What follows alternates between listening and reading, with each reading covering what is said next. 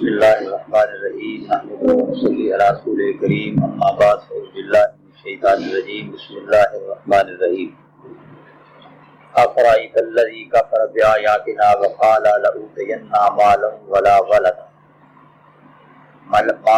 ولدا اطلع الغیب ام اتخذ عند الرحمن عہدا کلا سنکتب ما یقول ونمد له من العذاب مدا ونرثه ما يقول ويأتينا فردا واتخذوا من دون الله آلهة ليكونوا لهم عزا كلا سيكفرون بعبادتهم ويكونون عليهم ضدا صدق الله العظيم۔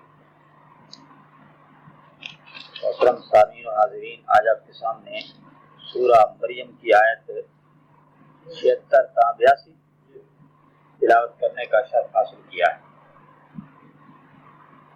گزشتہ آیت کریمہ میں اللہ تعالیٰ نے مومنین کی ہدایت کی زیادتی کا ذکر فرمایا تھا کہ ہم مومنین کو درجہ بدرجہ ان کی ہدایت میں زیادتی فرماتے رہیں گے، اور ان کے پیچھے اور باقی رہنے والے اعمال صالحہ جو ہیں وہ اللہ کے نزدیک بہت بڑا ثواب ہیں، اور ان کا انجام کار جو ہے اللہ کے نزدیک وہ بھی بہتر ہے۔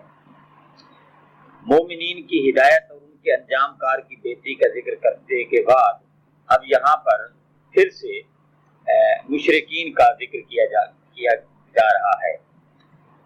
یہی آیہ کریمہ جو اس وقت آپ کی خدمت میں تلاوت کی ہے، بخاری اور مسلم شریف کی روایت کے مطابق شان نزول یہ بیان کیا گیا ہے کہ ایک مرتبہ حضرت خباب بن ارت رضی اللہ تعالیٰ عنہ، جو آقا دو جہاں صلی اللہ علیہ وسلم کے بہت عظیم صحابی ہیں، ان کا زمانہ جاہلیت کا کچھ قرض مکہ کے بہت بڑے مشرک اور رئیس عاص بن وائل سہمی کے پاس رہ گیا تھا۔ تو جس پر انہوں نے اس سے مطالبہ کیا، اس نے دینے سے انکار کر دیا۔ تو صحابی نے حضرت خباب رضی اللہ تعالی عنہ نے یہ ارشاد فرمایا کہ اگر تو اب نہیں دیتا تو مرنے کے بعد تو دے گا، یعنی مرنے کے بعد جب تو زندہ کیا جائے گا، تیرا گریبان ہوگا، میرا ہاتھ ہوگا۔ جو بھی دنیا کے اندر کسی کا مال لے کر کھا جاتا ہے، وہ یہ نہ سمجھے کہ بس میں کھا گیا ہوں، مجھ سے وصول نہیں کیا جائے گا، وصول کیا جانا ہے۔ اگر آج نہیں تو کل مرنے کے بعد حساب دینا پڑے گا۔ تو بہرحال یہاں پہ جب انہوں نے یہ کہا تو اس نے مذاق کرتے ہوئے کہا کہ اچھا تو ٹھیک ہے، جب میں زندہ ہوں گا تو جب ہی دوں گا، اب تو نہیں دیتا، جا تو نے جو کرنا ہے کر۔ کیونکہ وہ تو پہلے سے ہی منکر تھا قیامت کا، اور مرنے کے بعد یہ اس نے کہا جب تیرا خدا مجھے اٹھائے گا نا دوبارہ زندہ کر کے، پوشیدہ ہڈیاں کرنے کے بعد، بکھرنے کے بعد، ذرات بکھرنے کے بعد، تو پھر میں تیرا قرضہ بھی چکا دوں۔ اس وقت یہ آیت کریمہ نازل ہوئی، اور ساتھ ہی اس نے اپنے مال پر، اپنی اولاد پر ناز کیا، اور یہ کہا کہ جیسا میں آج عزت دار ہوں، آج مال والا ہوں، اولاد والا ہوں، کل بھی میں اسی طرح ہوں۔ اللہ نے ارشاد فرمایا افرأیت الذی، یہاں رعایت کا معنی جو ہے وہ حضور صلی اللہ علیہ وسلم کی طرف مخاطب ہے کہ آقا اے محبوب صلی اللہ علیہ وسلم، کیا آپ نے بغور دیکھا؟ معلوم ہوا کہ دنیا کا کوئی معاملہ، کوئی واقعہ، کوئی بات، چاہے وہ چھپی ہو چاہے وہ ظاہر ہو، حضور صلی اللہ علیہ وسلم سے پوشیدہ نہیں۔ حضور صلی اللہ علیہ وسلم سب کچھ دیکھتے ہیں، پہلے سے بھی دیکھتے ہیں اور بعد میں بھی دیکھتے ہیں۔ اس لیے اللہ نے فرمایا افرأیت، کیا محبوب آپ نے اس شخص کو بغور نہیں دیکھا؟ الذی، جو یہ کہتا ہے جس نے کفر کیا، الذی کفر، جس نے کفر کیا کہ آیاتنا، ہماری آیاتوں کے ساتھ، یعنی اللہ تعالیٰ کی آیات بینات کا انکار کرتا ہے، قرآن و حدیث کا انکار کرتا ہے، انبیاء اور رسول کا انکار کرتا ہے، اے محبوب صلی اللہ علیہ وسلم آپ کی شان میں گستاخیاں کرتا ہے، اور پھر یہ بھی ساتھ کہتا ہے وقال لأوتین مالا وولدا، کہ کہتا ہے کہ میں ضرور دیا جاؤں گا مال اور اولاد، یعنی جیسا کہ مجھے یہاں مال دیا گیا ہے، عزت والا بنایا گیا ہے، یہاں اولاد دی گئی ہے، اولاد کی نعمت سے نوازا گیا ہے، ایسے ہی میں قیامت کے دن بھی اولاد والا ہوں گا اور مال والا ہوں گا، یعنی میرا نہ مال ذیل ہو سکتا ہے نہ اولاد، یعنی یہ چیزیں جو کہ دولت ہیں اور اللہ تعالیٰ کی طرف سے نعمتیں ہیں، تو مجھ سے کوئی چھین نہیں سکتا۔ آج بھی عزت میرے پاس ہے تو کل بھی میرے پاس۔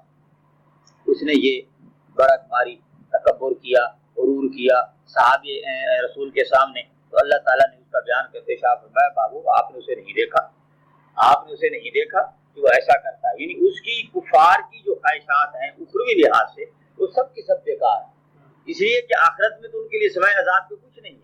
البتہ مومنین جو بھی خواہشات کریں گے قیامت کے دن ان کی خواہشات کو پورا کیا جائے، بلکہ حدیث میں یہ بھی آیا ہے کہ اگر کوئی مومن قیامت کے دن بچے کی خواہش کرے گا کہ میرے ہاں کوئی بچہ ہو جسے میں کھلاؤں، گود میں لوں، پیار کروں، تو اس کی جنتی حور سے یا اس کی دنیاوی بیوی سے، جو عورت دنیا میں کسی کے نکاح میں مرتی ہے وہ قیامت کے دن بھی اسی کے نکاح میں ہوگی، اور وہ جنتی حوروں کے علاوہ ہوگی۔ لیکن یہ بھی یاد رکھنا چاہیے کہ جو عورت دنیاوی طور پہ چاہے کتنی بھی بد خصلت ہو، بد زبان ہو، گالی گلوچ والی ہو یا بد شکل ہو، جنت میں اگر وہ اپنے خامد کو ملے گی تو وہ ایسی نہیں ہوگی، نہ تو بد خصلت ہوگی، نہ بےہودہ گو ہوگی، اور اللہ تعالیٰ شکل و صورت بھی اس کو اچھی عطا فرمائے گا، وہ کہیں جنت کی حور سے کم نہیں ہوگی۔ تو فرمایا کہ جب وہ اسی سے یا جنت کی حور سے اللہ تعالیٰ کو حاملہ ہوگی، اللہ تعالیٰ اس کو بچہ عطا فرمائے گا اور پھر دیکھتے ہی دیکھتے وہ جوان ہو جائے گا۔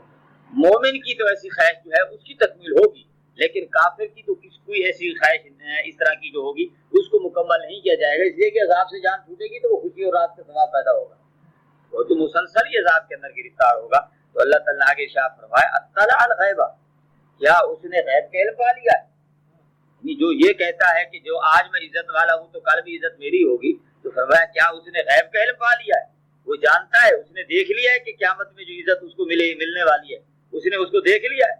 ام اتخذ، یا بنا لیا ہے اس نے عند الرحمن عہد، اللہ کے ساتھ کوئی عہد باندھ رکھا ہے، معاہدہ کیا ہوا ہے اس نے اللہ کے ساتھ کہ مجھے یہاں جو تو نے عزت دی ہے تو وہاں بھی عزت ہی دینا، یہاں جو مجھے دولت دی ہے تو وہاں بھی دولت ہی دینا، یہاں اولاد دی ہے تو وہاں بھی اولاد دینا۔ یہ کوئی اللہ تعالیٰ نے اس کے ساتھ وعدہ کیا ہے، یہ کوئی معاہدہ باندھا ہوا ہے؟ کوئی ایسی بات نہیں ہے، اور نہ ہی اس کے پاس کوئی غیب کا علم ہے۔ وہ تو اپنا آپ کو بھی نہیں سمجھ پایا آج تک، اگر اپنے آپ کو سمجھ پاتا تو پھر تو خدا کی پہچان نہ ہو جاتی۔ جس نے اپنے آپ کو نہیں پہچانا اسے خدا کی پہچان نہیں ہوئی، تو وہ یہ دعویٰ کیسے کرتا ہے کہ مجھے وہاں بھی عزت ملے گی؟ عزت اور ذلت تو اللہ کے ہاتھ میں ہے، جس کو چاہے عزت دے، جس کو چاہے ذلت دے، اور یہ جو تجھے عزت دی گئی ہے یہ تجھے طول عمل کے لیے دی گئی ہے، یہ تجھے مہلت اور ڈھیل دینے کے لیے دی گئی ہے تاکہ تو اپنا آخرت کا حصہ جو ہے اسی دنیا کے اندر پا لے، اور آخرت کے اندر کسی قسم کی تو اللہ کی بارگاہ کے اندر کوئی آرزو نہ کر سکے، کسی چیز کی تمنا نہ کر سکے کہ دیکھو جی مجھے دنیا میں یہ کچھ نہیں دیا گیا، تو دنیا میں جو تو چاہتا تھا وہ ہم نے تجھے دے دیا ہے، اب آخرت میں تیرا کوئی حصہ باقی نہیں۔ اللہ فرماتا ہے کلا، کلا کے معنی ہے ہرگز نہیں، ایسا نہیں ہوگا، ہرگز ایسا نہیں ہوگا، سنکتبو، ضرور لکھ رکھیں گے، نکتب کاتب یکتب کے معنی تو لکھنا ہوتے ہیں، مگر یہاں ترجمہ کیا گیا ہے ہم ان کی حفاظت کرتے ہیں، ہم نے محفوظ کر رکھا ہے ما یقولو، جو کچھ تو کہہ رہا ہے۔ بھائی یہاں ٹیپ لگی ہوئی، جیسے کہ یہ ہم بول رہے ہیں اور یہ ٹیپ جو ہے کیچ کر رہی ہے ہماری ہر بات کو، محفوظ ہو رہی ہے، اسی طرح ہم جو کچھ اعمال دنیا کے اندر کرتے ہیں ان کی بھی ٹیپ لگی ہوئی ہے، کرامن کاتبین جو ہے وہ بیٹھے ہوئے ہیں، اور ہر لمحہ، ہر آن، ہر گھڑی آپ کی ہر گفت، ہر ادا، ہر عمل، ہر عقیدہ جو ہے وہ تحریر ہو رہا ہے۔ تو جیسے یہ جو ٹیپ ریکارڈ ہے 100 سال کے بعد بھی اگر اسے کھولا جائے تو وہ انکار نہیں کیا جا سکے گا، کوئی نہیں کہہ سکے گا، میں نہیں کہہ سکوں گا کہ میں نے نہیں کہا، یقیناً وہ میری کہی ہوئی بات ہوگی۔ تو جو آپ نے عمل کیا ہے قیامت میں آپ انکار نہیں کر سکیں گے یہ میں نے نہیں کیا، آپ کی زبان بولے گی، آپ کے ہاتھ بولیں گے، آپ کی پاؤں بولیں گے، آپ کا دل و دماغ اقرار کرے گا کہ اے ظالم تو جھوٹ بولتا ہے، یہ کام تو نے میری طاقت سے نہیں کیا، یعنی انسان کے خلاف اس کے اعضاء گواہی دیں گے، تو وہاں تیرا جو ہے جھوٹ بولنا ممکن نہیں ہے۔ اور پھر تیری تحریر جو ہو رہی ہے وہ اس لحاظ سے نہیں ہو رہی کہ اللہ تعالیٰ کو بھول جانے کا اندیشہ ہے، اس نے کہا کہ میں نہ بھول جاؤں ان کے جرائم کو اس لیے فرشتوں لکھ لو، بلکہ وہ اتمام حجت کے لیے لکھی جا رہی ہے تاکہ کوئی انکار نہ کر سکے کہ یہ کام میں نے نہیں کیا۔ بھائی تو نے نہیں کیا تو یہ ٹیپ کیسے ہو گیا، یہ لکھا کس طرح گیا؟ تو نے کیا ہے تو یہ لکھا گیا ہے، اس لیے تو اس کی تحریر ہو گئی ہے۔ اور فرشتے جو ہے وہ اللہ تعالیٰ کے حکم کے سوا کچھ نہیں لکھتے، اور جو اللہ تعالیٰ نے ان کی ڈیوٹی لگائی ہے وہ اس میں کسی قسم کی کوتاہی نہیں کرتے۔ یہ صرف انسان ہی ہے جو اپنے ڈیوٹی میں کوتاہی کرتا ہے، اپنے کام کے اندر چوری کرتا ہے، فرشتے کوئی چوری نہیں کرتے اور وہ کبھی نافرمانی نہیں کرتے۔ اللہ فرماتا ہے وَنَمُدُّ لَهُ مِنَ الْعَذَابِ مَدًّا، مدّا جو مدّوں کے معنی کھینچنا یا لمبا کرنا یا گھسیٹنا، یہاں دونوں ترجمے ہو سکتے ہیں، گھسیٹ لائیں گے ہم اس کو عذاب کے لیے، کیسا عذاب؟ جو لمبا عذاب ہوگا۔ علماء فرماتے ہیں کہ لمبے عذاب سے مراد یہ ہے کہ ہر طرح کا عذاب اسے کو یک وقت ہوگا. یہ عذاب جنت کے اندر مختلف، جہنم کے اندر مختلف قسم کا 15 قسم کے عذاب ہوں گے جو جہنم کے اندر جہنمیوں کو دیے جائیں گے. وہاں گرمی کا عذاب ہے، وہاں ٹھنڈک کا عذاب ہے، وہاں درد کا عذاب ہے، وہاں بھوک کا عذاب ہے، وہاں پیپ کا عذاب ہے، وہاں جو ہے مشکلات، دیگر مشکلات جو ان کا عذاب ہوگا. ہر طرح سے وہاں پہ عذاب دیا جائے گا. تو ایک کافر وہ بھی ہوگا کہ جو یک وقت سارے عذاب بھگتے گا. اور بسم اللہ الرحمن الرحیم نحمدہ ونصلی علی رسول الکریم اما بعد اعوذ باللہ من الشیطان الرجیم بسم اللہ الرحمن الرحیم.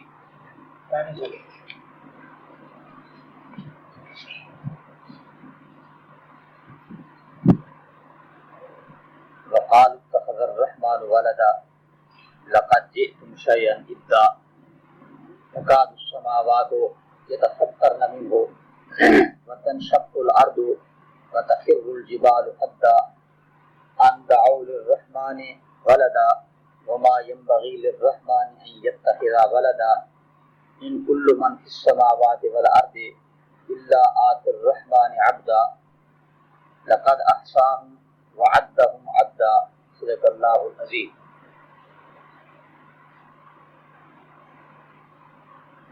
محترم سامعین، آج آپ کے سامنے سورہ مریم کی آیت 87 تا 93 تلاوت کرنے کا شرف حاصل کیا ہے.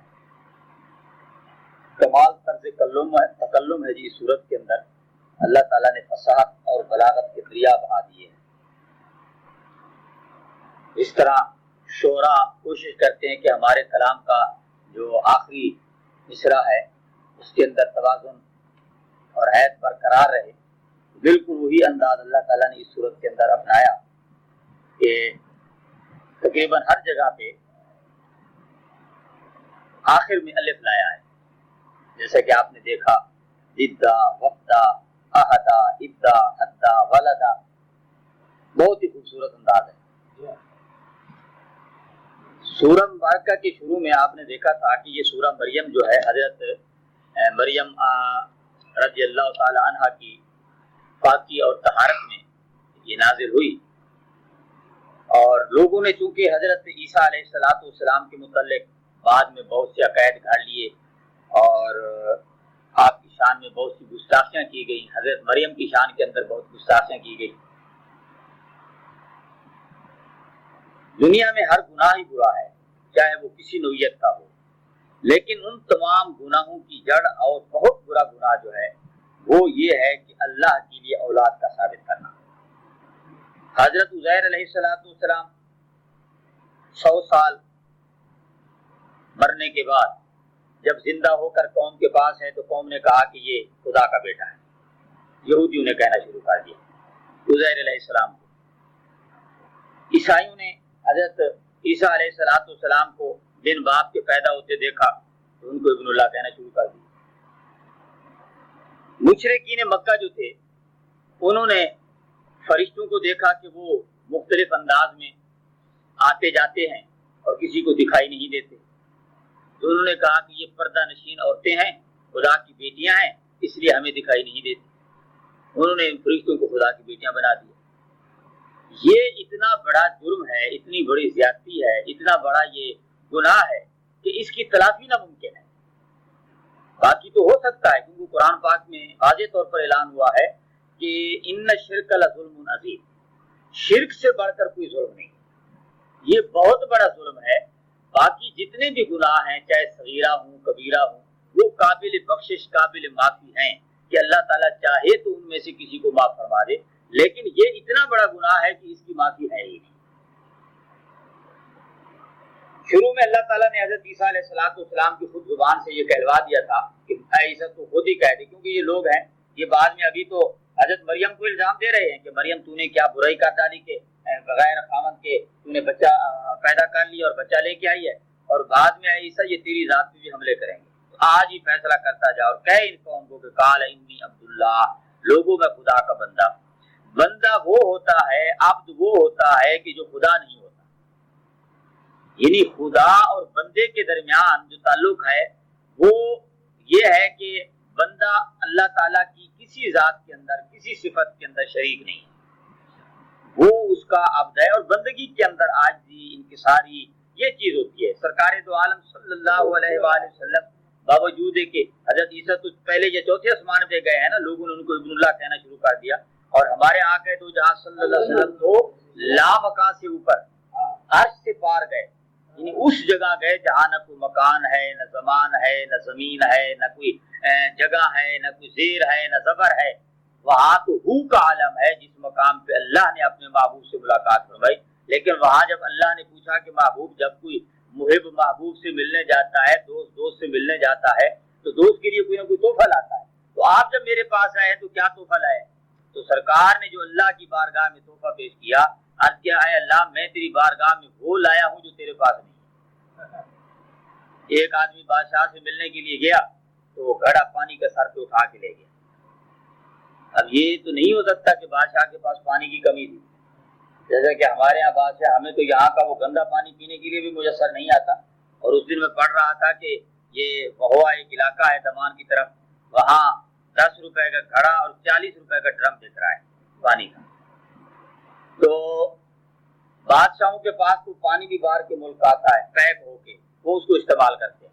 اب وہ دیہاتی آدمی جب بادشاہ کے پاس گیا تو اس نے گھڑا پانی کا رکھ لیا تھا، غالباً وہ ہویا سے آ رہا تھا کہ وہاں پانی جو ہے وہ قیمت نہ بکتا تھا، یہ دکھانے کے لیے بادشاہ کو کہ بادشاہ یہ چیز ہمارے پاس بڑی قیمتی ہے، ہمارے پاس یہ نہیں ہے، یعنی آپ کے پاس ہوگی لیکن ہمارے پاس یہ نہیں ہے، بادشاہ کی توجہ لینے کے لیے تاکہ بادشاہ ہماری طرف توجہ کرے۔ اب جب حضور صلی اللہ علیہ وسلم اللہ کی بارگاہ میں گئے تو سرکار نے فرمایا کہ اے اللہ میں بھی تیری بارگاہ میں ایک تحفہ لایا ہوں، مگر ایسا تحفہ جو تیرے پاس ہے۔ تو اللہ تعالیٰ نے پوچھا محبوب وہ کون سا تحفہ؟ میرے پاس تو ہر چیز موجود ہے، کسی چیز کی کمی نہیں ہے، میں تو تمام کائنات کا خالق و مالک ہوں، ارے میرے پاس کسی چیز کی کمی ہو سکتی ہے؟ حضور صلی اللہ علیہ وسلم نے عرض کیا اے اللہ تیرے پاس عاجزی ہے، انکساری ہے؟ اللہ نے فرمایا نہیں، یہ میرے پاس نہیں، میرے پاس تو بلندی ہے، برتری ہے، رفتیں ہیں۔ حضور نے فرمایا میں تو یہ لایا ہوں تیری بارگاہ میں، التحیات للہ والصلوات والطیبات، میں اپنی مالی بدنی بندگی جو ہے، عاجزی جو ہے، انکساری جو ہے تیرے حضور پیش کرتا ہوں۔ تو اللہ تعالیٰ نے جب دیکھا کہ واقعی ایسی چیز میرے محبوب نے میری بارگاہ میں پیش کی ہے جو میرے پاس نہیں ہے، یقیناً میرا محبوب لایا ہے، تو اللہ نے فرمایا السلام علیکہ ایھا النبی ورحمۃ اللہ، سلام ہو آپ پر اے میرے نبی، سلام ہو آپ پر اے میرے نبی۔ آپ دیکھیں کہ ہم یہاں کہیں نا صلاۃ والسلام علیکہ یا رسول اللہ، تو لوگ چڑ جاتے ہیں، کہتے ہیں یہ دیکھو جی انہوں نے شرک کر ڈالا ہے۔ بھئی شرک تو تم کرتے، روزانہ نماز کے اندر پڑھتے ہو سلام علیکہ ایھا النبی، بتاؤ نہیں پڑھتے؟ اگر نہیں پڑھتے تو تمہاری نماز نہیں ہوتی، پڑھتے ہو تو پھر تم شرک کرتے ہو، کیونکہ اللہ نے فرمایا ہے کہ السلام علیکہ ایھا النبی یا کے ساتھ ہے۔ اور پھر یہ بھی مسئلہ اٹل ہے کہ جب تم سلام کرو تو سلام جس کو مخاطب کر رہے ہو اس کو اپنے ذہن میں رکھو کہ موجود ہے، سن رہا ہے، جبھی تو میں سلام کر رہا ہوں، اگر نہیں سنتا تو پھر سلام کرنے کا کیا فائدہ ہوگا؟ اللہ نے فرمایا السلام علیکہ ایھا النبی ورحمۃ اللہ وبرکاتہ۔ 3 خلعتیں محبوب نے پیش کی تھی کہ اے اللہ میں مالی بدنی بندگی تیری بارگاہ میں انکساری کے طور پر پیش کرتا ہوں، تو اللہ نے فرمایا اس کے بدلے میں 3 خلعتیں میں تجھے دیتا ہوں، ایک تو سلام کی، ایک رحمت کی، ایک برکت۔ میری سلامتی تیرے لیے، میری برکتیں تیرے لیے، میری رحمتیں تیرے لیے۔ اور جب محبوب نے دیکھا کہ آج تو مجھ پر رحمتوں کی بارش ہو رہی ہے اور میرے دامن کے ساتھ تو سیاہ کار امت لگی ہوئی ہے، اسے کیوں کر ایسے مقام پہ بھولا جا سکتا ہے؟ تو سرکار نے فوراً فرمایا السلام علینا، علینا ضمیر جمع متکلم کی، مجھ جیسے گناہ گاروں کو سرکار نے اپنے دامن رحمت میں چھپایا اور فرمایا وعلی عباد اللہ صالحین، اور تیرے بندوں پر بھی، صالحین بندوں پر بھی ہو۔ تو بات یہ ہے کہ حضور صلی اللہ علیہ وسلم نے وہاں جا کے اللہ کی بارگاہ کے اندر اپنی عاجزی پیش کی، اپنی بندگی پیش کی، اور یہاں حضرت عیسیٰ علیہ السلام بھی فرماتے ہیں انی عبداللہ، کہ میں اللہ کا بندہ ہوں، پیدا ہوا تو بندہ، زمین پہ رہوں گا تو بندہ، نبی بنوں گا تو بندہ، آسمان پہ اٹھایا جاؤں گا تو بندہ، آسمان سے واپس آؤں گا تو بندہ، پھر میں چونکہ بندہ ہوں تو مجھ پہ موت بھی آئے گی، پھر روضہ مصطفیٰ میں دفن بھی ہوں گے۔ یہ تمام فیصلے حضرت عیسیٰ علیہ السلام نے اپنی زبان سے قوم کو سنا دیے، مگر قوم نے کیسے عقیدے گھڑے؟ قوم نے یہ کہا کہ جی حضرت عیسیٰ علیہ السلام خدا کا بیٹا ہے، ایک۔ دوسری بات یہ ہے کہ یہ خود خدا ہے، دو۔ تیسری بات انہوں نے یہ کہی کہ جی عیسیٰ علیہ السلام جو ہیں وہ سولی پہ چڑھ گئے، یہ بھی ان کا عقیدہ ہے، सलीब जो है ना उनके अकायद में शामिल है। और चौथी बात उन्होंने ये कही कि जी ईसा अलैहिस्सलाम हमारा कफारा बन गए, हम गुनाह करें, जिना करें, बदकारी करें, फहाशी करें, कफारा जो है वो अल्लाह का नबी बन गया है। अब हमें कोई गुनाह नुकसान नहीं देता, इसलिए कि ईसा अलैहिस्सलाम यानी अल्लाह ने अपने बेटे की खुद कुर्बानी कर दी, अल्लाह ने खुद अपने बेटे को हमारे लिए कुर्बान कर दिया। देखो भी कैसा अल्लाह ईसाइयों को उनका खुदा मेहरबान हो गया, इन्होंने उसको उसका बेटा बना दिया और फिर उसको कुर्बान कर दिया, और फिर कहने लगे कि वो ऐसी कुर्बानी कर गया है कि अब हम जो कुछ भी करें तो हमें वो नुकसान नहीं देता, और हमारा ईसा अलैहिस्सलाम जो वो कफारा बन गया। अल्लाह ताला ने शुरू में कुछ तरदीद की थी, मगर अब क्योंकि सूरत का आखिर आ गया है अब फिर कलाम को रुख उधर ही है, और उसको अल्लाह ताला ने फिर से रद्द करना शुरू किया है और फरमाया कि वकाल उसका खबर रहमान वाला है। और ये लोग कहते हैं कि रहमान ने वलद बना लिया, वलद कहते हैं बेटे, जैसा कि पहले भी अर्ज किया था कि लफ्ज अब जो है वो मुश्तरक है, बाप में भी, चचा में भी, दादा में, यानी बाप को भी आप कह देते हैं, हमारे आम इस्तेमाल में कहते हैं, अपने अबू को कहते हैं बच्चे अबू, और उसके बड़े भाई को कहते हैं बड़े अबू, ये लफ्ज अब जो है, और फिर दादा को भी अबू कह देते हैं, दादा अबू कह देते हैं। लफ्ज बाप जो है ये हर तरह से मुश्तरक है, इसलिए हम कहते हैं कि हजरत इब्राहीम अलैहिस्सलाम के वालिद जो है वो आजर नहीं है। आजर को कुरान पाक ने अब कहा है कि हजरत ईसा अलैहिस्सलाम, हजरत इब्राहीम ने उनको तबलीग फरमाई, वो अब नहीं है, बल्कि उनके वालिद मोहतरम जो है वो है हजरत तारो, और वो मुबाहिद थे। कभी भी किसी भी नबी का वालिदैन करीमैन जो है वो मुशरिक नहीं हुए, उन्होंने कोई शिरक नहीं किया। और यहाँ तक कि हमारा मुद्दा जो है वो सरकार दो आलम सल्लल्लाहु अलैहि वसल्लम के वालिदैन करीमैन, बल्कि हजूर सल्लल्लाहु अलैहि वसल्लम ने तो खुद इरशाद फरमाया कि मैं आज आदम का अब्दुल्ला पाक तय्यब ताहिर इरहाम और सुल्बू से होता हुआ अपने माँ बाप जनाब अब्दुल्ला और आमना तक पहुंचा हूँ, और मेरे अबो अजदाद में आज अब्दुल्ला, आमना था, आदम अलैहिस्सलाम कभी किसी ने शिरक नहीं किया। ये सब के सब लोग जो थे मुबाहिद। और यहाँ लफ्ज जिस तरह वल्द बेटे को कहते हैं, सगे बेटे को, इसी तरह वालिद जो है वो सगे बाप को कहते हैं, यानी वो बाप की जिसकी पुष्ट से या जिसके नुत्फे से बच्चा पैदा होता है उसको कहा जाता है। तो यहाँ फरमाया कि कुछ लोग ये कहते हैं कि रहमान ने बेटा बना लिया। किसे बेटा बना लिया?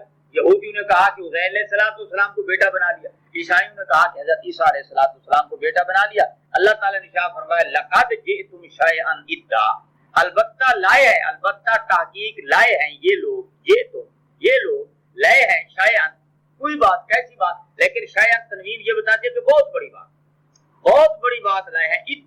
इद्दा के माना किए गए हैं यहाँ पे धमाका खैर, यानी ऐसी बात कि जिससे इंसान पर लर्जा तारी हो जाता है कहते हुए। अल्लाह ताला जो मालिकुल मुल्क है, जो खालिक है, जो हज्जुल कय्यूम है, और जिसको जो तमाम मखलूक को पैदा करने वाला है, जिस पर कभी मौत नहीं आ सकती, उसको क्या जरूरत पड़ी थी औलाद बनाने की?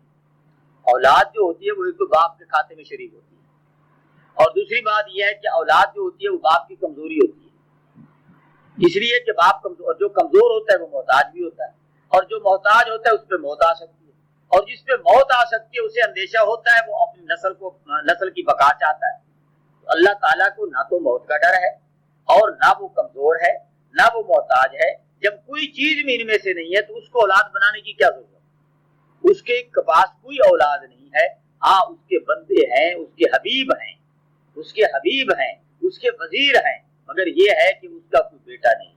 अगर बेटा होता तो वो दूसरा इलाह होता, जाहिर है कि जो खुदा का बेटा होता तो वो दूसरा खुदा होता, और फिर अगर वो खुदा होता तो फिर उसका भी कोई बेटा होता। तो इस तरह फिर बेटे बेटे खुदा खुदा, ये तो सारी दुनिया खुदाओं से भर जाती। एक बुढ़िया से किसी ने पूछा था कि जी खुदा कितने हैं, तो उसने कहा जी एक है। उन्होंने पूछा कि तेरे पास इसकी क्या दलील है? तो वो कहने लगी कि इसकी ये दलील जो ये मेरा चरखा है। ये छोटा सा चरखा चलाती थी वो बुढ़िया, तो ये चरखा जो है ना, मैं इसे चला चला के, इसे देख देख के मैंने ज़हन में तसव्वुर कर लिया है कि इस कायनात का खुदा एक है। उन्होंने पूछा ये कैसी दलील हो सकती है? उसने कहा देखो ये चरखा है, शुरू से मैं चला रही, ये ठीक तरीके से चल रहा है। अगर इस चरखे को चलाने में मेरे साथ कोई दूसरी भी शरीक होती तो ये कब का टूट फूट चुका होता। और इतनी बड़ी कायनात, इतना बड़ा निजाम हस्ती जो है, उसको चलाने वाले अगर दो होते तो ये कैसे बच सकता था? मैंने अपने चरखे से ये बात साबित की है कि इसको चलाते हुए मुझे एक अरसा हो गया, ये उसी तरह कायम दायम है। اگر اس میں کوئی دوسرا شریک ہو جاتا تو میں ادھر چلاتی وہ ادھر چلاتا، میں تھوڑا چلاتی وہ زیادہ چلاتا، ظاہر ہے کہ یہ چیز کی ٹوٹ جاتی۔ تو میں نے یہ اندازہ لگا لیا کہ اتنی بڑی کائنات کا خدا بھی ایک ہی ہے، اگر دو ہوتے تو یہ کائنات اسی طرح قائم نہ رہتی۔ تو بات یہ ہے کہ اللہ جو ہے وہ وحدہ لا شریک ہے، اگر اس کا بیٹا ہوتا تو وہ بھی اسی طرح طاقتور ہوتا۔ اب یہ خدا کہتا کہ میں بارش برساتا ہوں، دوسرا کہتا میں تو نہیں برساتا، وہاں لڑائی جھگڑا ہوتا، فساد ہوتا۔ اب جو بارش برسا دیتا وہ طاقتور، اور جس سے نہ بارش برستی وہ کمزور۔ طاقتور تو خدا ہو سکتا ہے مگر کمزور تو خدا نہیں بنتا، اور اللہ جو ہے وہ ہر طرح کی کمزوری سے پاک ہے۔ اچھا، اس لیے فرمایا کہ یہ بڑی دھماکہ خیز اور بڑی لرزہ باندام اور ایسی بات لائے ہیں کہ جو انتہائی مشکل بات ہے، یعنی ایسی بات جو ہے ایک بندے کی زبان پہ خالق کے متعلق، مالک کے متعلق، رب الارباب کے متعلق نہیں آئی۔ تکاد السماوات یتفطرن، فرمایا کہ قریب تھا، سماوات جمع ہے سما، قریب تھا کہ تمام آسمان یتفطرن پھٹ جاتے۔ یعنی یہ جو بات اس نے کی ہے نا، اس سے ایسا تھا کہ آسمان جو تھے وہ قریب پھٹنے کے ہو گئے۔ یعنی اس بات کے، ان کے اس دعوے سے، جو دعویٰ انہوں نے خدا کی توحید کے متعلق اور خدا کی ذات کے متعلق کیا، مطلب اس کے بیٹے بنائے، تو وہ قریب تھا کہ آسمان جو تھا وہ پھٹنے کے قریب ہو گیا، من ہو اس سے، وتنشق الارض، اور زمین جو ہے وہ ٹکڑے ٹکڑے ہونے کے قریب ہو گئی، زمین ٹکڑے ہونے کے قریب ہو گئی، آسمان پھٹنے کے قریب ہو گیا۔ آگے فرمایا وتخر الجبال حدا، اور پہاڑ جو ہیں وہ ٹکڑے ٹکڑے ہونے کے اور گرنے کے قریب ہو گئے۔ حدا کے معنی گرنے، مگر یہ سب کچھ ہوا نہیں ہے۔ زمین اگر آسمان پھٹ جاتے وہ تو قیامت کی نشانیوں میں سے ایک نشانی ہے، اگر اسی طرح زمین جو ہے وہ ٹکڑے ٹکڑے ہو جاتی، یہ بھی قیامت کی نشانیوں میں۔ یعنی ایسی صورتحال پیدا ہوئی ہے کہ ان کی یہ بات کہنے سے، یہ دعویٰ کرنے سے، زمین جو ہے وہ قریب پھٹنے کے ہو گئی، آسمان جو ہے وہ زمین جو ہے وہ ٹکڑے ٹکڑے ہونے کے قریب ہو گئی، آسمان پھٹنے کے قریب ہو گیا، اور پہاڑ گرنے کے قریب ہو گئے۔ اگر اللہ نہ چاہتا تو یہ ان کے اس دعوے سے گر جاتے۔ یعنی اتنی بڑی دھماکہ خیز بات ہے کہ نہ اس کو آسمان برداشت کر سکتے ہیں، نہ زمین برداشت کر سکتی ہے، نہ پہاڑ برداشت کر سکتے ہیں۔ حالانکہ پہاڑ بڑے بڑے ہیکل ہیں، زمین بڑی کشائش والی ہے، وسعتوں والی ہے، آسمان جو ہے وہ بھی بڑے ہیکل قسم کے ہیں، لیکن ان کی یہ بات جو ہے ان سب سے زیادہ وزنی ہے جو انہوں نے اللہ کی شان کے اندر کہی ہے کہ آسمان اور زمین اسے کیوں نہیں پھٹے۔ ان دعوا للرحمن ولدا، یہ کہ انہوں نے دعویٰ کیا ہے رحمان کے لیے ولد کا، بیٹے کا، کہ ان کا یہ رحمان کے متعلق جو ولد کا دعویٰ ہے کہ معاذ اللہ نے بیٹا بنا لیا ہے، اور مشرکین کا کہ وہ کہتے ہیں کہ فرشتوں کو خدا نے بیٹیاں بنا دیا، اور پھر مشرکین تو حد سے گزر گئے۔ چلو انہوں نے تو خدا کے لیے بیٹا کہا، کیونکہ دنیا میں عام لوگ جب بیٹا مانگتے، بیٹی تو کوئی نہیں مانگتا، بیٹا مانگتے ہیں، ہر آدمی کہتا ہے کہ یا اللہ مجھے بیٹا دے دے، کبھی کسی کو یہ دعا کرتے نہیں دیکھا کہ مجھے بیٹی بھی دے۔ حالانکہ جہاں بیٹا اللہ تعالیٰ کی نعمت ہے وہاں بیٹی اللہ کی رحمت ہے۔ حضور صلی اللہ علیہ وآلہ وبارک وسلم نے ارشاد فرمایا کہ جس کے ہاں دو بیٹیاں ہوں اور وہ ان کی اچھی پرورش کرے اور ان کو اچھی تربیت دے کر ان کو اچھا گھر بیاہ دے، وہ قیامت کے دن میرے ساتھ ایسے ہوگا جیسے یہ دو انگلیاں ہیں۔ یعنی وسطیٰ اور سبابہ کو آپ نے ملایا اور فرمایا کہ اس طرح یہ انگلیاں ہیں، اسی طرح دو بیٹیوں کی اچھی تربیت کر کے اچھا گھر دینے والا جو ہے وہ میرے ساتھ ایسے ہی ہوگا۔ تو کسی نے عرض کیا صحابہ میں سے یا رسول اللہ اگر کسی کی ایک ہو، تو سرکار نے فرمایا وہ بھی، سرکار نے فرمایا وہ بھی اگر اچھی تربیت کرتا ہے اور اچھی تعلیم و تربیت دے کر اس کو اچھے گھر کے اندر پہنچاتا ہے وہ بھی ایسے ہی میرے ساتھ ہوگا۔ لیکن ان لوگوں نے، مشرکین مکہ جو تھے، وہ بیٹی کو اپنے لیے باعث ننگ و ندامت تصور کرتے تھے۔ جس گھر میں بیٹی پیدا ہو جاتی وہاں سب سے ماتم بیچ جاتی۔ وہ سمجھتے تھے کہ ہمیں داماد بنانا پڑے گا، بیٹا جو تھا وہ تو زیور پہن کر ہتھیار باندھ کر میدان میں ہمارا ساتھی بنتا، کیونکہ وہ لڑاکو جھگڑالو قومیں تھی، بڑی بد تہذیب تھی ان کے اندر، تہذیبی تھی، تو وہ سمجھتے تھے کہ صرف بیٹا ہی ایک ایسی چیز ہے۔ حالانکہ وہ ان کو یہ پتا تھا کہ اگر بیٹے ہی ہوں گے، بیٹیاں نہیں پیدا ہوں گی تو پھر تو نسلیں۔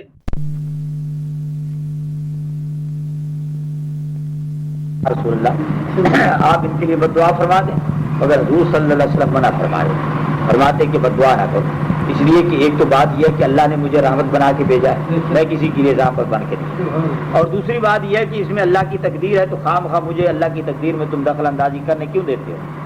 کیوں کہتے ہو کہ میں دخل اندازی کروں؟ تقدیر مبرم، اور جو فیصلہ ہو چکا ہے تقدیر کے حوالے سے میں اس کو کس طریقے سے مٹا سکتا ہوں. باقی رہا یہ کہ ان کے اوپر عذاب وہ اللہ تعالیٰ قادر ہے، آج نہیں تو کل، کل نہیں تو پرسوں، ایک نہ ایک دن تو آنا ہے. انہوں نے گرفت میں آنا ہے، پکڑ میں آنا ہے جی. ہمیشہ ظلم کا دور نہیں رہتا، کبھی مظلوم کا دور بھی آتا ہے، کبھی مظلوم کی بات بھی سنی جاتی ہے. تو وہ وقت آنے والا ہے، اس لیے آپ جلدی نہ کیجیے گا، بد دعا نہ فرمائیے گا. حضور صلی اللہ علیہ وسلم نے تو اپنی پوری زندگی میں کبھی کسی کے لیے بد دعا کی ہی نہیں. پوری زندگی میں نہ تو سرکار نے کبھی کسی کے لیے بد دعا کی ہے اور نہ کبھی کسی سائل کے سوال میں نہیں فرمایا ہے. اگر کبھی کسی سائل نے سوال بھی کیا تو سرکار نے یہ نہیں کہا یہ میرے پاس نہیں ہے، بس اتنا فرما دیتے تھے کہ اگر میرے پاس ہے تو سرکار اپنے پاس سے دے دیتے، اگر اپنے پاس نہ ہوتا تو پھر یہ فرماتے کہ فلاں شخص کے پاس جاؤ، اس سے میرے نام پر قرضہ لے لو، جب میرے پاس آئیں گے تو میں اس کو دے دوں گا. مگر یہ نہیں کہا کہ میرے پاس نہیں ہے تم چلے جاؤ. ایک مرتبہ حضور کے پاس ایک چھوٹا سا بچہ آتا ہے اور وہ بچہ آ کے عرض کرتا ہے یا رسول اللہ صلی اللہ علیہ وسلم میری اماں آپ سے آپ کا کرتا مبارک مانگ رہی ہے. اب حضور علیہ الصلوۃ والسلام نے ازواج مطہرات سے دریافت فرمایا کہ کسی کے پاس دوسرا کرتا ہے، چلو یہ میں اسے اتار کے دے دیتا ہوں، دوسرا پہن لوں گا. سب نے عرض کیا یا رسول اللہ کرتا آپ کا یہی ہے، پیرہن یہی ہے، اس کے علاوہ آپ کا کوئی کرتا مبارک نہیں ہے. سرکار نے بچے سے فرمایا بیٹے ابھی جاؤ، کچھ دیر کے بعد آ جانا، کچھ میں انتظام کر لوں پھر تجھے کرتا دے دوں. اب وہ بچہ چلا جاتا ہے تو کچھ وقت کے بعد، کچھ دیر کے بعد پھر حاضر خدمت ہو جاتا ہے. ابھی تک نماز سرکار نے نہیں پڑھی تھی، نماز کا ٹائم ہونے والا تھا. اب جب دوسری مرتبہ وہ بچہ آتا ہے تو بڑے سخت لہجے میں کہتا ہے اے محمد صلی اللہ علیہ وسلم میری اماں آپ سے کرتا مانگ رہی ہے، آپ دیتے کیوں نہیں؟ تو سرکار نے اپنا چولا مبارک اتار کے اس بچے کو دیا. اب وہ چولا لے کے کرتا لے کے چلا جاتا ہے. ادھر مسجد میں اذان ہو چکی تھی، صحابہ کرام منتظر تھے کہ حضور صلی اللہ علیہ وسلم تشریف لائیں، نماز پڑھائیں. عمومی طور پر ایسا ہوتا ہے کہ جب سرکار دو عالم صلی اللہ علیہ وسلم گھر میں کچھ تاخیر فرما لیتے اور مسجد میں نہ آتے تو صحابہ کرام کھنکھارنا شروع کر دیتے، کھانسنا شروع کر دیتے تاکہ سرکار کو سمجھ آ جائے اور سرکار تشریف لے. صحابہ نے ایسا شروع کیا، حضور صلی اللہ علیہ وسلم اسی طرح ننگے بدن بات تشریف لائے اور صحابہ کرام سے آپ نے فرمایا بات یہ ہے کہ میرے پاس کرتا نہیں ہے، چولا نہیں ہے جس کو پہن کے میں تمہیں نماز پڑھا سکوں. ایک ہی چولا تھا، وہ سائل ہے، میں نے اسے دے دیا، وہ بچہ لے گیا. تو اس کے اوپر پھر قرآن پاک کی ایک آیت نازل ہوئی جس میں اللہ تعالیٰ نے شاہ فرمایا اے محبوب صلی اللہ علیہ وسلم آپ اپنے ہاتھوں کو گردن سے بھی نہ باندھ کے بیٹھ جائیے کہ بالکل ہاتھ روک لیجئے کسی کو نہ دیجیے، اور ایسا بھی نہ کیجیے کہ بالکل اپنا ہاتھ کھول دیجیے خود گھر میں بیٹھ جاؤ اور وہاں کسی کو. تو یہ بات جو تھی سرکار دو عالم صلی اللہ علیہ وسلم کو ناگوار گزری. حضرت عمر رضی اللہ تعالیٰ عنہ نے بھی اسی طرح کا کہا تھا، اس کی تائید میں یہ آیت کریمہ نازل ہوئی. ایک انصاری صحابی بیٹھے تھے تو انہوں نے عرض کیا یا رسول اللہ آپ دیتے چلے جائیے، آپ کا خدا آپ کو کبھی تنگ دست نہیں فرمائے. تو سرکار کھل کھلا اٹھے، آپ کا چہرہ جو تھا وہ دمک رہا تھا، چمک رہا تھا، اور آپ فرما رہے تھے کہ میں بھی اسی پر معمور کیا گیا، میں بھی اسی پر معمور کیا گیا. آپ نے کبھی پوری زندگی میں کبھی کسی کو لا نہیں کہا، یہ نہیں فرمایا کہ یہ میرے پاس نہیں. واہ کیا جود و عطا ہے شاہ بتہا تیرا، نہیں سنتا ہی نہیں مانگنے والا تیرا. حضرت اعلیٰ حضرت فرما رہے ہیں کہ یہ کتنا بڑا جود و کرم ہے کہ حضور صلی اللہ علیہ وآلہ وسلم کی زبان مبارک سے کبھی نہیں نکلتا ہی نہیں. سارے چلتے ہیں عطا کے وہ ہے باڑا تیرا، کہ وہاں ہر وقت سخاوت ہی سخاوت ہو رہی ہے، وہاں ہر وقت بہایا جا رہا ہے پانی کو. ایک مرتبہ حضور قبلہ کاظمی شاہ صاحب رحمۃ اللہ علیہ غالباً عیدگاہ میں تقریر فرما رہے تھے. کسی طالبہ نے ایک چٹ بھیجی، رکا لکھا، خط لکھا حضرت کاظمی صاحب کو، اور اس میں وہ کہنے لگی کہ جی میں نے پڑھا ہے کہ حاتم تئی جو تھا وہ بڑا سخی تھا، حاتم تئی، اور اس کی سخاوت کے لیے یہ مشہور ہے کہ اس نے ایک مقام بنایا ہوا تھا، مکان بنایا تھا جس کے 8 دروازے رکھے تھے. وہ درمیان میں بیٹھ جاتا تھا، جس دروازے سے سائل آ کے سوال کرتا تھا وہ ہر دروازے سے خیرات دیتا تھا. مثلا ایک فقیر آیا، اس نے ایک دروازے پہ سوال کیا تو اس پہ بھی اس نے اس کو خیرات دی، دوسرے پہ سوال کیا دوسرے پہ بھی دی. وہ 8 دروازوں پہ اگر ایک فقیر سوال کرتا وہ کسی سے محروم نہیں کرتا. میرا سوال یہ ہے، وہ بچی کہنے لگی کہ تم کہتے ہو کہ ہمارے آقا دو جہاں صلی اللہ علیہ وسلم جو ہے وہ سب سے زیادہ سخی، تو بتائیے گا کہ حضور صلی اللہ علیہ وسلم نے اپنی زندگی مبارک میں کبھی ایسا مکان بنایا ہے کہ جس کے 8 دروازے ہوں اور اس کے بیچ میں سرکار بیٹھے ہوں اور پھر ہر طرف سے آنے والے سیل کو آپ نے خیرات دی. اور ساتھ ہی کہتی ہے کہ یقیناً سرکار نے ایسا کوئی مکان نہیں بنایا اور اس طرح کی خیرات سرکار نے نہیں دی. تو پھر کم از کم تم سنی لوگ یہ تو کہہ دو کہ حاتم طئی زیادہ سخی تھا. یہ خط من و ان حضرت قبلہ کاظمی نے مجمع میں پڑھ کے سنا دیا. اور اس کے بعد جو آپ کی زبان سے پہلے الفاظ نکلے وہ یہ تھے کہ چہ نسبت خاک را بعالم پاک، کہ بی بی تو خاک کو عالم پاک سے نسبت دیتی ہے.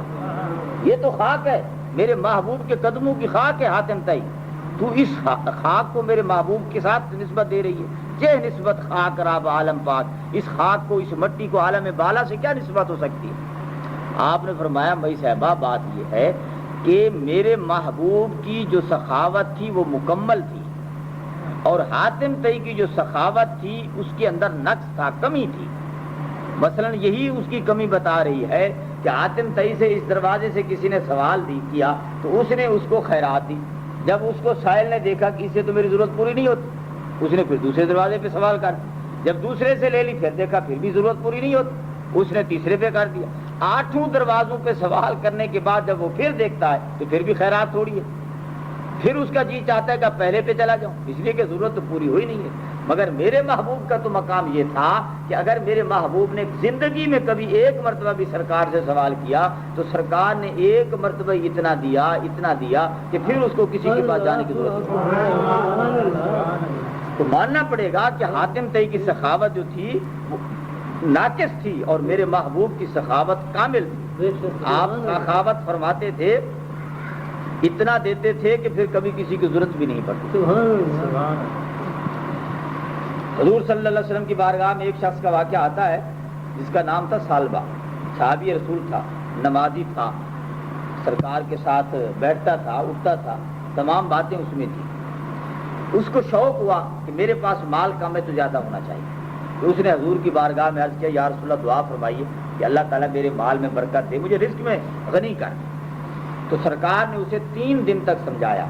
جب یہ دعا کے لیے کہتا تھا تو آپ فرما دیتے کہ اے سالبہ جو تجھے ملا ہے اس پہ قناعت کر، صبر کر. مگر وہ پھر کہہ دیتا یا رسول اللہ آپ دعا فرمائیے. تیسرے دن سرکار دو عالم صلی اللہ علیہ وسلم نے ہاتھوں کو اٹھا لیا. اب جب ابر رحمت کے ہاتھ اٹھے اور سرکار دو عالم صلی اللہ علیہ وسلم نے یہ الفاظ ارشاد فرمائے کہ اے اللہ سالبہ جو مانگتا ہے اس کو دے دے، سالبہ جو مانگتا ہے اس کو دے دے. تو ہوا یہ کہ سالبہ کے پاس چند بکریاں تھیں، اللہ تعالیٰ نے ان میں خیر و برکت فرمائی. دیکھتے ہی دیکھتے مدینے کی گلیاں بھر گئی. اب ظاہر ہے کہ وہ گلیاں مدینے کی ان کی بکریوں کے لیے ناکافی ہو، وہ ان کو لے کے جنگل میں چلا گیا. اب ظاہر ہے کہ جب جنگل میں گیا تو جماعت کی حاضری ختم. سرکار دو عالم صلی اللہ علیہ وسلم نے جب اس کو جماعت میں نہ پایا تو ارشاد فرمایا، صحابہ کرام سے پوچھا کہ سالبہ کہاں ہے؟ تو لوگوں نے عرض کیا حضور اس کا مال اتنا زیادہ ہو گیا ہے کہ وہ اس کو لے کے جنگل میں چلا گیا، اس لیے جماعت میں حاضر ہونا اس کے لیے ممکن نہیں رہا.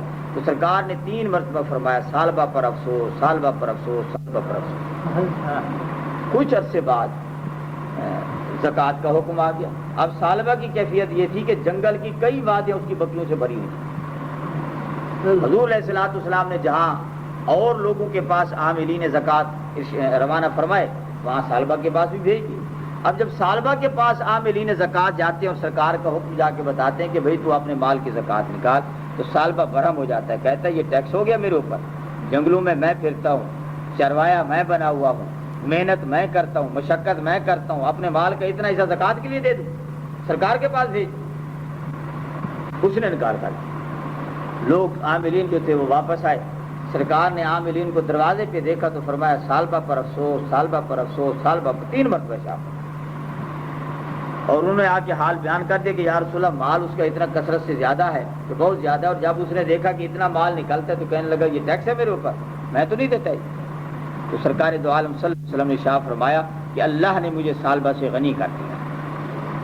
پھر جب سالبہ کو معلوم ہوا کہ سرکار نے میری حجب کی ہے اور میں صحابہ کے درمیان اور دنیا میں لوگوں میں بدنام ہو گیا، تو وہ اپنے مال کی زکوٰۃ نکال کے بارگاہ مصطفی میں آیا. مگر سرکار نے فرمایا سالبہ اسے لے جاؤ، مجھے اللہ نے تیرے مال لینے سے منع کر دیا. سالبہ اپنے سر پر مٹی ڈالتا ہوا روتا پیٹتا ہوا واپس چلا گیا.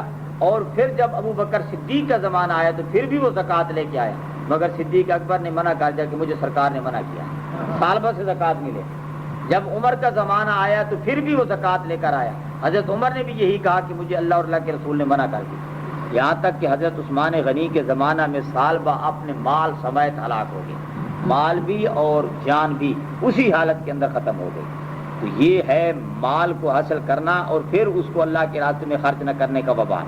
حضور صلی اللہ علیہ وسلم نے تو اتنا اس کو دیا، اتنا دیا کہ پھر اس کو کہیں جانے کی ضرورت ہی نہیں پڑی اور دیکھتے دیکھتے وہ مالا مال ہو گیا۔ تو یہ تھی میرے حضور علیہ الصلوۃ والسلام کی سخاوت کہ آپ جس کو جتنا بھی دیتے تھے پھر اس کو کہیں جانا نہیں پڑتا تھا۔ حضرت ابو ہریرہ رضی اللہ تعالیٰ عنہ ایک مرتبہ حضور کی بارگاہ میں 20-22 کھجوریں لائے اور عرض کیا کہ یا رسول اللہ دعا فرما دیجیے اللہ تعالیٰ برکت فرمائے۔ تو سرکار نے دعا فرمائی اور ابو ہریرہ سے فرمایا ابو ہریرہ اسے جھاڑنا نہیں ہے، اسے لے جاؤ اور جب کبھی ضرورت پڑے ہاتھ ڈالا کرو زنبیل میں اور وہاں سے نکال کے کھا لیا کرو، مگر جھاڑنا نہیں۔ حضرت ابو ہریرہ فرماتے ہیں کہ میں نے ان کو کھایا بھی ہے، تقسیم بھی کی ہے، وہ کبھی بھی مجھ سے ختم نہیں ہوا، یہاں تک کہ سرکار کا زمانہ میں نے کھایا، تقسیم بھی کیا، سرکار دنیا سے پردہ فرما گئے، ابو بکر کا زمانہ آ گیا، ابو بکر کا انتقال ہو گیا، مگر ابھی تک وہ زنبیل بھی باقی، کھجوریں بھی باقی، کھا بھی رہا ہوں، تقسیم بھی کر رہا ہوں۔ پھر حضرت عمر کا زمانہ آ گیا، 10 سال انہوں نے حکمرانی کی، زنبیل باقی، کھجوریں بھی باقی، خود بھی کھاتا ہوں، لوگوں کو بھی کھلاتا ہوں۔ عثمان غنی کا جب زمانہ آیا، جس دن حضرت عثمان شہید ہوئے، اب دیکھو کہ 12 سال انہوں نے حکومت کی، 33 سال تک تقریباً یہ دور بنتا ہے، تو اتنے عرصے تک وہ کھجوریں میں کھاتا رہا ہوں، لوگوں کو کھلاتا رہا ہوں، جب بھی ہاتھ ڈالتا تھا ہاتھ بھرا ہوا آتا تھا، اس میں کھجوریں ہوتی تھی، حالانکہ جب میں نے دعا کروائی تھی 20-22 کھجوریں، یہ حضور صلی اللہ علیہ وآلہ وسلم کی عطا تھی۔ تو بتائیے کہ حاتم طئی زیادہ سخی ہے یا میرے محبوب زیادہ سخی ہے؟ سرکار دو عالم صلی اللہ علیہ وسلم کی سخاوت بھی کامل تھی، آپ کی ذات بھی کامل تھی۔ انما نعد لهم عدا، اللہ نے فرمایا جزی نیست کہ ہم گن رہے ہیں ان کے لیے گننا، یعنی ان کے تمام امور جو ہیں اچھے برے وہ گنے جا رہے ہیں، ان کی تحریر ہو رہی ہے اور اس کی زندگی کی ایک گنتی مقرر ہے۔ قرآن پاک میں آتا ہے کہ جب وقت اخیر آئے گا نا جی، تو اس وقت وہ نہ ایک گھڑی آگے ہوگا نہ ایک گھڑی پیچھے ہوگا، ساری دنیا کے حکیم طبیب مل کے کسی مرنے والے کی زندگی کو ایک لمحہ آگے بڑھا دیں ممکن نہیں، ان سے نہ تو کسی کی زندگی بڑھ سکتی ہے نہ گھٹ سکتی، موت اور زندگی جو ہے وہ اللہ کے ہاتھ میں۔ ارشاد فرمایا یوم نحشر المتقین الی الرحمن وفدا، اور جس دن ہم جمع کریں گے متقین کو، پرہیزگاروں کو رحمان کی طرف، یعنی بلائیں گے، جمع کر کے لائیں گے، ناشور کے معنی جمع کر کے لائیں گے، وفدا، وفدا کے معنی اکٹھے وفد بنا کر، جیسا کہ قرآن پاک میں آتا ہے کہ یوم ندعوہم کل اناس بامامہم، کہ جس دن ہم لوگوں کو بلائیں گے ان کے امام کے ساتھ، یعنی ان کے رہنما کے ساتھ، ان کے مقتدا اور پیشوا کے ساتھ، ہر آدمی جو ہے اپنی جماعت کے ساتھ پیشوا کے ساتھ آئے گا۔ اسی لیے صحابہ کرام نے یہاں سے علماء مفسرین نے کہا ہے کہ جماعت جو ہے یہ بہت ضروری چیز ہے، اکیلا آدمی جو ہے اس کی نماز کی وہ اہمیت نہیں ہے جو جماعت کی نماز کی اہمیت ہے۔ اکیلا آدمی صرف اکیلی نماز پڑھ کے اس کا ثواب حاصل کرتا ہے، جبکہ جماعت والا نمازی جو ہے وہ 27 گنا زیادہ ثواب حاصل کرتا ہے۔ اور آپ جانتے ہیں کہ ہمیشہ وہی بکری جو ہے شیر کا شکار بنتی ہے جو جماعت سے علیحدہ ہوتی ہے، جو ریوڑ میں موجود ہوتی ہے ان کے اوپر وہ شاذ و نادر حملہ کرتا ہے، لیکن جو علیحدہ ہو جاتی ہے اپنے ریوڑ سے وہ جلدی شکار ہو جاتی ہے۔ اس لیے تم اپنی جماعت فردن نہ رہو، بلکہ ایک جماعت، ایک جتھا، ایک گروہ بن کے رہو، تاکہ تمہاری قوت اور تمہاری طاقت جو برقرار رہے۔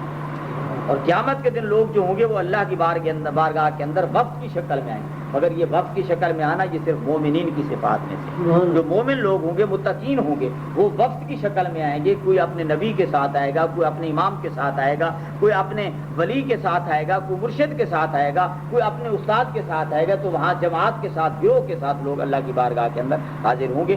لیکن اس کے مقابلے میں فرمایا وَنَسُوقُ الْمُجْرِمِينَ إِلَىٰ جَهَنَّمَ وِرْدًا، کہ جو ہانکے جائیں گے، نسوق کے معنی ہانکے جائیں گے یعنی بھگائے جائیں گے، جس طرح کے پیاسے جانوروں کو بھگایا جاتا ہے۔ آگے وردا لفظ ہے، وردا کے معنی پیاسے ہیں، مجرمین کو جہنم کی طرف پیاسا، یعنی ان کو پانی پونے نہیں پینے دیا جائے گا، پیاس کی شدت ہوگی، ہاں جی، پسینوں میں وہ جکڑے ہوئے ہوں گے، سر سے پاؤں تک ان کو پسینہ ہوگا اور اس کے اندر بھاگتے ہوں گے جس طرح پیاسا جانور پانی کی طرف لپکتا ہے۔ یہ نہیں کہ اپنی مرضی سے بھاگ رہے ہوں گے، بلکہ نسوق المجرمین بھگائے جائیں گے، جیسے پیچھے سے کوئی چابک مار رہا ہو، ڈنڈے برسا رہا ہو، اس طرح مجرمین کو، مجرمین سے یہاں مراد جو ہے مذنبین بھی ہیں، فاسق فاجر لوگ بھی ہیں، گستاخ بے ادب لوگ بھی ہیں، اور کافر بھی مراد ہیں۔ یعنی یہ تمام لوگ جو ہوں گے ایک ہی صف کے اندر ہوں گے، اس لیے کہ جو گستاخ ہیں، بے ادب ہیں، بد مذہب لوگ ہیں، وہ بھی اسی زمرے کے اندر آتے ہیں۔ لا یملکون الشفاعۃ الا من اتخذ عند الرحمن عہدا، اور نہیں ہوں گے مالک شفاعت کے، یعنی وہاں کوئی کسی شخص کے پاس یہ ملک نہیں ہوگا کہ وہ شفاعت کا مالک ہو، مگر یہ کہ جس کو اللہ نے آج ہی مالک بنا دیا ہے۔ مالک تو لوگ آج ہی ہوں گے، آج سے بنا دیے گئے ہیں، مگر اذن اس دن ضروری ہوگا، اذن اس دن ضروری ہوگا کہ آج ان کو تملیغ تو دی گئی ہے کہ تم شفاعت کرو گے، لیکن یہ ہے کہ اس دن جب وقت آئے گا تو پھر وہ اللہ کی بارگاہ میں اجازت مانگیں گے، اذن شفاعت مانگیں گے کہ اللہ ہمیں اجازت دے، ہمیں اذن دے تاکہ ہم شفاعت کریں۔ اور یہاں بھی یہی فرمایا کہ شفاعت الا من اتخذ عند الرحمن عہدا، مگر وہ کہ جو پکڑے ہوئے ہوں گے الرحمن کے پاس عہد، یعنی جن کو رحمان نے دنیا میں عہد دے دیا ہے اور وعدہ دے دیا ہے کہ تم شفاعت کر سکتے، وہ لوگ تو شفاعت کریں گے، باقی کسی ویسے کو شفاعت کا استحقاق نہیں ہوگا کہ وہ اللہ کی بارگاہ کے اندر شفاعت کر سکے، اس کو شفاعت کا حق حاصل نہیں ہوگا۔ معلوم ہوا کہ شفاعت جو ہے وہ صرف اور صرف مومنین کی ہوگی، مذنبین کی، گستاخوں کی، بے ادبوں کی، مشرکین کی، کفار کی، وہاں ان کا کوئی شفیع نہیں ہوگا، ان کا کوئی مددگار نہیں ہوگا، ان کا کوئی معاون نہیں ہوگا۔ اور یہ جو کہا گیا ہے کہ حضور صلی اللہ علیہ وآلہ وسلم قیامت کے دن شفاعت فرمائیں گے، وہ شفاعت کبریٰ ہے، اس کے بعد چھوٹی چھوٹی شفاعتیں شروع ہوں گی۔ شفاعت کبریٰ جو ہے وہ سرکار دو عالم صلی اللہ علیہ وسلم کے دست مبارک سے کھلے گی۔ حدیث پاک کے الفاظ ہیں کہ حضور علیہ الصلوۃ والسلام شفاعت کے لیے جب پوری امت آپ کی بارگاہ میں حاضر ہوگی، عرض کرے گی اے محمد صلی اللہ علیہ وسلم آج کی ہمیں اس دن کی سختی سے بچا لیجیے، اللہ کی بارگاہ میں دعا فرمائیے کہ اللہ کا یہ جلال اور غضب جو ہے یہ رفع ہو جائے اور اللہ کے کرم کا نظارہ ہمیں دیکھنا نصیب ہو۔ اس وقت حضور عرش الہی کے نیچے سجدہ کریں گے، سجدے میں سر رکھیں گے اور اللہ کی بارگاہ میں دعا کریں گے کہ اے اللہ تو نے میرے ساتھ وعدہ کیا تھا کہ تجھے محروم نہیں کیا جائے گا، تجھے راضی کیا جائے گا، تو اے اللہ میری امت آج مشکل میں ہے، تو ان کی شفاعت، ان کے حق میں میری شفاعت قبول کرو۔ تو حکم ہوگا یا محمد آہو ارفع راسکا، اے محمد اپنے سر کو اٹھائیے، ارشاد ہوگا اے محمد اپنے سر کو اٹھائیے، سل تو عطا، مانگیے آپ کو دیا جائے گا، آپ مانگیے آپ کو عطا کیا جائے گا، وشفا تو شفا، آپ شفاعت فرمائیں آپ کی شفاعت قبول کی۔